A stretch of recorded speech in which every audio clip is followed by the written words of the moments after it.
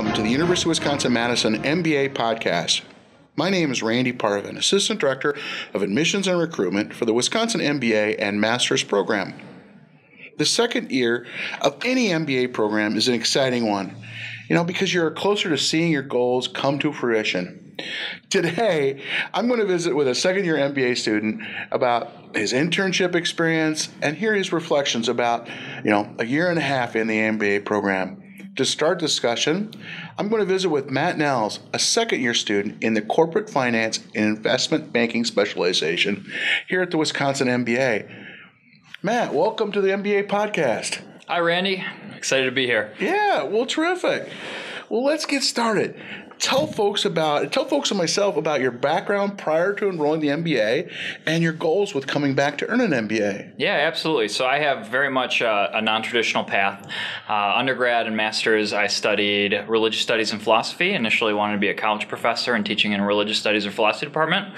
Had a change of heart, spent several years running a nonprofit organization, and also developed a e-commerce business that has shipped product internationally, but a small quantity of sales, and so that's my background before the full-time MBA. Wow, that's interesting. I didn't know that, Matt. Well, okay, I've got to ask, what was the e-commerce business? Yeah, tell me a little more about that. So it sold apparel that supports a social and ethics movement. The social and ethics movement is called Effective Altruism, and so it was effectivealtruismapparel.com. It was T-shirts, hats, and things like that supported the social and ethics movement. Had a lot of fun creating that business, and we've been 10% of the revenue was donated to charitable causes, and so we were able to donate a good chunk of money, and it was a good experience. This is terrific. That's great. All right. Well, what was your goals with coming back to school? Yeah. So coming back, I wanted to land a job that had three things. First was that it was an interesting role that touched an aspect of the strategy of an organization. Second, that it would provide great family balance. So recently married, 3 weeks ago, welcomed our son into the world, first son. Bravo. Yeah. So super excited. Wanted to find a company that would have great work-life balance. And then the third thing that I was looking for was a path to executive leadership. And so I wanted to kind of shift gears, running the nonprofit, running the e-commerce. That was a lot of always being on call, nights and weekends, long hours, and I wanted to find a nice strategic corporate role. So that was my goal coming in. Okay. Terrific. And, well, since we're on this, what attracted you to Wisconsin and their MBA program? Yeah, so it was a combination of three things. First, location. So my wife works in Milwaukee. We're Wisconsin natives, so the location worked out great. Yeah. And that also came with in-state tuition. Yeah. And so looking at it from a return on investment standpoint, was looking at it from that aspect. So that was a big lever. The other thing was the specialization model. I thought that being somebody that has a philosophy background, running a nonprofit, no formal business education, that doing a general MBA probably wouldn't get me to that next step. Whereas if I came in and I said, hey, I'm specializing in finance, I want to do finance and strategy, and I'm very focused, that would help me land that next job and that next role. Third thing was the center director for our program. So Brad Chandler, former managing director at Morgan Stanley, 10 years on Wall Street, super high standards, was super impressed by him, and he was probably the most impressive person that I met the entire time that I was examining MBA programs. Yeah, I love Brad. I've already gotten a few wisdoms from him about how to improve my game. Yep. Well, let's talk a little bit about the summer internship. The summer internship is an integral part of making that pivot or advancing your career between that first and second year of the MBA internship. Could you share with folks how you found your summer internship? Yeah, so actually finding the internship that I ended up accepting was relatively easy. Yeah. So I went to Procter & Gamble, P&G in Cincinnati, Ohio this summer. It was a finance role, and they came to campus, and so they interviewed on campus. And so I had 2 rounds of interviews on campus. They do some some of their own standardized testing, did that on campus and online, and then had a formal interview in Cincinnati with them. And so that particular internship was relatively easy to come by in terms of they came to campus, they came to me. So not too tough in that regard. What kind of preparation was involved for that?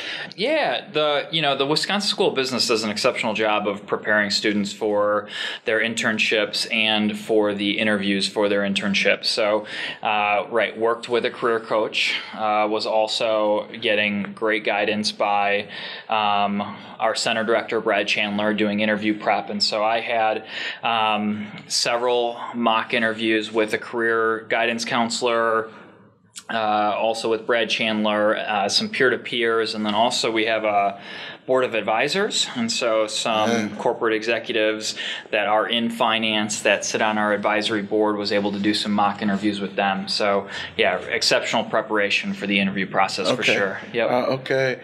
Well, while you're at Procter & Gamble, what was the role and do you have a specific project with a summer internship? I mean, I've never, I went back for my degree in my mid-20s, but I didn't have a summer internship. So tell myself and folks about that. Yeah, so it was a finance internship with Procter & Gamble. I was working in their feminine care division. So they have two brands in feminine care, Always and Tampax. So I got to learn the world of tampons, pads, liners, and cups, which was an interesting role to take as a male finance background, right? So learned a ton about the industry, but I had 3 separate projects that I needed to manage during the summer. So the first was attempting to find cost savings between 2 plants, so P&G benchmarking analysis, so just comparing the cost between the 2 plants and attempting to drive cost savings between those 2 plants. So try and find who the cheapest suppliers are there processes that can help drive cost savings to the company. So that was really interesting insofar as working with supply chain and with the product supply team and with the purchasers of the various inputs that go into the product. Second project that I had was evaluating our digital advertising spend. And so all of the advertising spends goes through a very thorough return on investment analysis. But some of this stuff is difficult to measure and quantify. For instance, if somebody purchases a product, how much more likely are they to repeat purchase? If you're advertising digitally and on TV and in a print ad, and you think that a consumer is seeing 2 or 3, how do you attribute that sale to one of those different advertisements? And so thinking through how P&G evaluates their digital advertising spend and the return on investment for that, and what the right way is to think about whether or not they should follow through on a digital advertisement, if the return on investment is high enough. Third project was working on evaluating P&G's margins on their products and also the customers' margins on the products. So when they sell to Target, when they sell to Walmart, when they sell to Amazon, those companies make a margin on the product. So, the consumer goes into the store, they buy the product, and then Target or Amazon's going to make a percentage on that product. And also P&G's making some profit or margin on that product. And the idea being, if you give the customer or the retailer more margin, they'll give you more space on the shelf. More space on the shelf leads to more sales to the consumer. But if you give too much margin, that's going to shrink P&G's profits. But if you don't give the retailer enough margin, then they're going to shrink the amount of space that they give you on the shelf, and that sells less to the end consumer. And so it's trying to strike the right balance for P&G. How do we give as little margin as possible to the retailer, but have as much on the shelf? And so it's this, what's the right price, basically, to sell? Yeah, so it was very interesting insofar I was working on the cost side, I was working on the advertising side, and then also on the retailer side. So I got a really great vision and exploration into the way that a consumer packaged goods company works. Now, when did your internship start and end? Yeah, that's a great question. Yeah, it was a 12-week internship. It was the summer. I can't say that I remember exactly. So about 12 weeks. Yeah, it was 12 weeks. Is that typical? Yeah, typical. I think it's normally 10 or 12 weeks. So now you're in your 3rd semester of your MBA. Yep. And you're looking for a full-time position. Tell us, how's that working out, and tell us a little bit about that search. Yeah, I had a great experience on my search. So since leaving P&G, I got an offer from them. So I got an offer to go back. Absolutely loved it. Thought I was going to head that direction, but I kind of wanted to test the market, see what else was out there. And in exploring, I was able to generate 5 total job offers, including P&G. And so my wife and I spent a lot of time thinking. I bet you did. Yeah, thinking through what's best for us and our family. And at the end of this search, we decided upon Target in Minneapolis, and I'll be going there as a senior finance manager in financial planning and analysis in July. You talked about you were able to generate 5 offers. Did you do that all on your own? Did you work with the career team?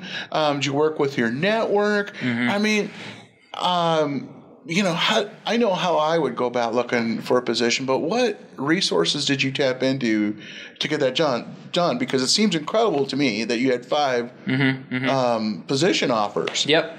Yeah. So, I mean, step 1 was, going back to my center director, Brad Chandler, and to my career services person and saying, hey, I got this offer, and here are the places that my wife and I are interested in living. And so we worked together on developing. Where were those places? Yeah. So anywhere kind of in the Midwest within kind of a 3 to 4 hour drive of our parents who both live in Wisconsin. Okay. So, yep. And so kind of did a, geographical look and then worked with them to develop a list. And so got the list together and then, hit the pavement, went out and networked and applied, interviewed, and made it all happen. So I had an Excel spreadsheet where I was tracking it. I made myself put in at least 1 hour a day every single day in terms of getting job offers. And so went back to some of the companies that I had interviewed and applied with for the internship that I ended up turning down to go to P&G. And so it was it was kind of some cold calling, some networking, and some going back to people where I had already started. Well, let's I don't know if we can tie this all in a bow and make a nice present out of it, but you've been here 1.5 years, and any significant things you'd like to share about this 1.5 years, and you got one more semester coming up of going back and your 2-year MBA. Any reflections that you have? Yeah, I mean, it's been a really great experience. I think, I'm a very curious person and love learning, and I feel like I got that here, was just learned a ton. I didn't have a formal business background. Prior to coming here, I hadn't taken a single business course. Yeah. So I learned a ton, and I loved the learning process. I loved the classroom. It definitely transformed my career. I went from somebody that did not have a traditional career path to somebody that was able to generate 5 full-time offers, all with Fortune 500 companies, and so transformational in terms of career objectives. And then probably the last thing is just it was a tremendous return on investment. So prior to coming in, I had a nonprofit income, which isn't very high. Costs for the program for me were pretty low. In-state tuition. I got a scholarship. I also got a graduate assistantship. I got the money from P&G. And so if you put all that together, I was actually paid to come here. Yeah. When you add all the costs and all the money that I was able to generate. So and then also I'm leaving and entering, with a great job offer in the low to mid 6 figures. And so, just a great outcome and return on investment. So, Okay. Terrific. And over the 1.5 years, what has been, give us 1 or 2 things that was probably the toughest over this last 1.5 years, going back to school. Is it personal or academically, or Yeah, I definitely the prioritization and time management is definitely the most difficult thing. Yeah. There are tons of opportunities. There's almost anything that you could want to do, anything from entrepreneurship to, donating your time to, digging into the books, social things, football games.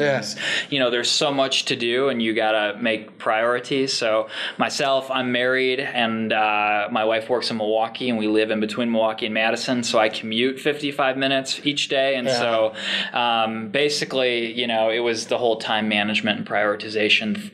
But it's worked out great. My wife and I had a great experience through it all, and great career outcomes, and feel really good about it. 2 things that you're going to really miss about the school business and going back in MBA? Well, I love learning, so I'm going to miss the every day where I just kind of get to learn, and I don't have to be, obviously I'm producing outcomes, but I just love to be able to explore and learn. Yeah. So I'm going to miss that, and then also the people, right? So around a ton of very motivated people heading in many different career directions, thinking about different business ideas, and I'll miss that too for sure. Okay. This has been a terrific conversation. Thank you for coming here and sharing, 20, 30 minutes out of your day. And Absolutely. telling your story, because I know sometimes that's not the easiest thing to do for folks. And thanks for listening, folks. And hopefully this has given people listening some information about the power of the Wisconsin MBA.